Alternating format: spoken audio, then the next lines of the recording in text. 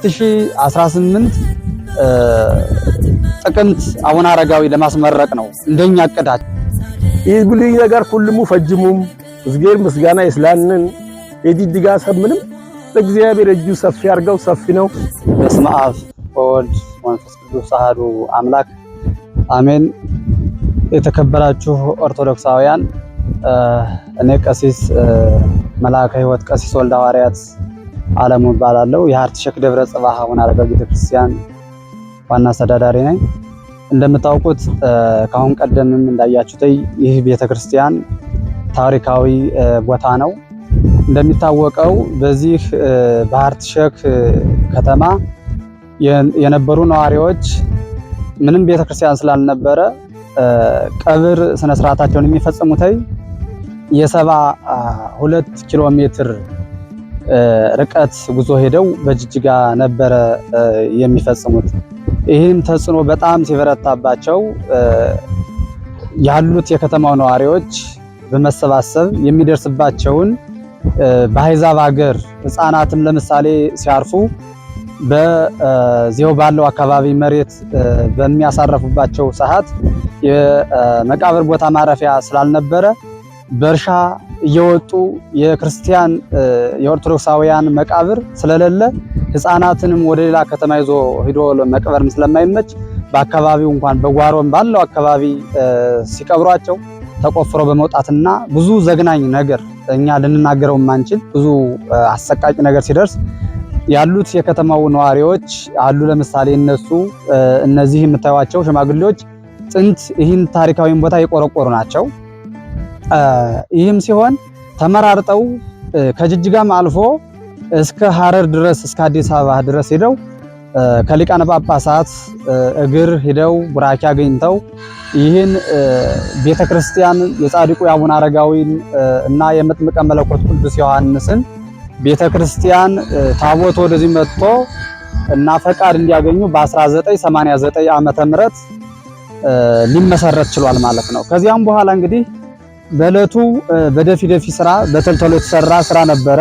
ምክንያቱም ያላቸው ጉጉት ለቤተክርስቲያን በመጀመሪያ ስላልነበራቸው በቶሎ የተሰራ ነበረ። እንደምታዩት ሰሜኑና ምስራቁ እንኳን በራፉ ምንም ያልጠበቀ የቤተክርስቲያን ተውፊትን ያልጠበቀ ነበርና እንዲሁም የቤተክርስቲያኑ ስራ በተልተሎ የተሰራ ስለሆነ እየወረደ መጥቶ በራፉ መንቀሳቀስም አይችልም፣ መከፈትም መዘጋትም አይችልም። ኮርኒሱም ወርዶ ዝናብ ከመንበሩ ላይ እየፈሰሰ ነበር። በዚህ አማካኝነት የዚህ የቤተክርስቲያኑ ሰበካ ጉባኤ እና የህንፃ ኮሚቴ በአንድ በመሆን ለብፁዕ አባታችን ለአቡነ መቃርዮስ ጥያቄ አቅርቦ ይህ ህንፃ ቤተክርስቲያን የምትመለከቱት በአዲስ መልኩ በ2014 ግንቦት 8 በዚህ መሰረተ ድንጋዩ ተቀምጦልን ከዚያም በኋላ ሰኔ ላይ ቀጥታ ወደ ስራ ነው የገባ ነው።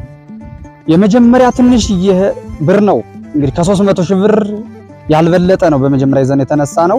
የከተማው ነዋሪ ከ50 ያልበለጠ ነዋሪ ነው ያለው፣ አባወራዎች ማለት ነው። እንግዲህ እንደሚታወቀው እግዚአብሔርን አምነን ነው እኛ የጀመርነው። ነገር ግን እግዚአብሔር ደግሞ ሁሌም ብርሃናችን ነው፣ አያሳፍረንም። የምታዩት ህንፃ ቤተክርስቲያን ካለንበት ደረጃ ደርሰናል ማለት ነው። ይህን ሁሉ ውጣ ውረድ ደግሞ እንግዲህ ብዙ ነገር አሳልፈናል። የጅጅጋ እውነት ለምናገር ኦርቶዶክሳውያን ምዕመናን የውጫሌ በዚህም በደጋሃውር እንዲሁም የአዲስ አበባ የሐረር ኦርቶዶክሳውያን እውነት እኔ ከምናገረው በላይ ብዙ አግዘውናል። የምታዩት ደረጃ የደረሰበት እኛ ምንም ብር ኑሮና አይደለም። እንደተናገርኩት ከ300 ሺህ ብር የበለጠ አላዝንም ነበር በመጀመሪያ። ነገር ግን አሁን ያለንበት ደረጃ እንድንደርስ ያገዘን የጅጅጋ ጠቅላላ በኡጋዴን ያለ ኦርቶዶክሳውያን ምዕመናን ስለሆኑ እነሱን እግዚአብሔር አምላክ ይባርክልን ይቀድስልን። አሁን ደግሞ ከምታዩት ደረጃ ደርሰናል። አሁን ብዙ ነገሮች ይቀራሉ። በር እግዚአብሔር ይመስገን በሰዎች ትብብር ተገጥሟል፣ መስኮትም ተገጥሟል። ነገር ግን ይህ ተገጠመ እንጂ ገና ለፍጻሜ አልበቃም። ይህ መንፈሳዊ አገልግሎት አሁንም በአስቸኳይ እንዲሰጥና የእግዚአብሔር የአምልኮት ስርዓት እንዲፈጸምበት አሁንም የኦርቶዶክሳውያንን ርብርብና እርዳታ እንፈልጋለን። እሱም አሁን ስራ አሁን ቀደም ለፍጻሜ የሚበቃበት ደረጃ የሚያስፈልጉን ማቴሪያሎች ጅብሰም አለ፣ ቀለም አለ፣ እንዲሁም ዘኮሎ ሴራሚኩ ምታይ ዙሪያው እብነ በረድ አለ፣ የመወጣጫ ደረጃ ማለት ነው። ኳርትዝ አለ፣ ደረጃ ዋናው መድረኩ አለ። እንዲሁም ሌሎች ፋሻ ቦርዱም ከፈፉም ጠቅላላ ሁሉ ገና ነው። እንዲሁም ብድርም አለብን። እንደዚሁም ከሃይዛብ ከኛ ሃይማኖት ወጣ ያሉ ሄደን በሚገርም ሁኔታ እነሱ እያገዙን እያበደሩን ነው ይህን ቤተክርስቲያን እዚህ ላይ ያደረስነውና አሁንም እኛ ሐሳባችን እግዚአብሔር ቢያሳካልን 2018 ጥቅምት አቡነ አረጋዊ ለማስመረቅ ነው እንደኛ እቅዳችን ያወጣነው ያዝነው እቅድ። ነገር ግን አቅርቦቱ ነው ዋናው። አቅርቦቱ ደግሞ ምዕመናን በዚህ በኡጋዴን የሚኖሩ በጅጅጋ ህብረተሰብ እንደዚሁም ከውጭ ዓለምም ያለ ኦርቶዶክሳውያን የቤተክርስቲያን ልጆች የሆኑ ሁሉ ይህን በበረሃ ያለ ታቦት በበረሃ ያለ ቤተክርስቲያን ከግንዛቤ ውስጥ አስገብተው ማንም ረዳት የሌለው ቤተክርስቲያን ነው። በበረሃ እንደምታዩት ምንም ከ50 አባወራ ያልበለጠ እንግዲህ ሰዎች ነው ያሉበት። ስለዚህ ይህን ታሳቢነት አስገብተው እርዳታቸውን አሁንም እንዲለግሱልን አይረዱንም አይደለም እየረዱን ነው። ነገር ግን አቡነ አረጋዊ ጻድቁ የአባታችን የአቡነ አረጋዊ የመጥምቀ መለኮት ቅዱስ ዮሐንስ ወዳጆች ብዙ ናቸው። መስጠት የሚፈልጉ ሰዎች ብዙዎች አሉ። ነገር ግን ተደራሽነት የሚዲያው አቅርቦት ያው ስላላገኘ ነው እስከዛሬ። አሁን ግን እግዚአብሔር ይመስገን አግኝተናል። ሁሉም ይህን ቤቱን ላይክ ሸር እያደረገ እኛ አሁን ይህን የለቀቅንበትን ለሁሉም ደርሶ በውጭ ዓለምም የሚኖሩ ኦርቶዶክሳውያን እንዲረዱንና ለነሱ እንዲደርስ እንዲያደርጉልን በእግዚአብሔር ስም እንጠይቃለን። ወስብሐት ለእግዚአብሔር።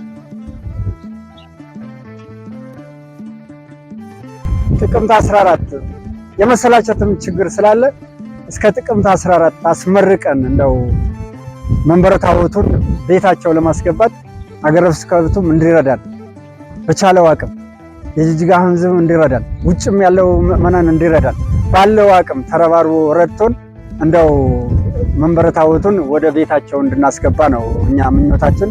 እኔ በዚህ ጨርሳለሁ። አመሰግናለሁ። እግዚአብሔር ይመስገን።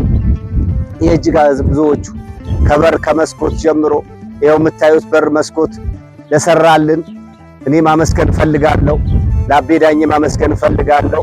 ለተለያዩ እንዲሁም ብዙ ወዘተ የጅጅጋ ሕዝብ በአጠቃላይ ይሄ በሚቀጥለው የሚገለጽ ሊሆን ይችላል።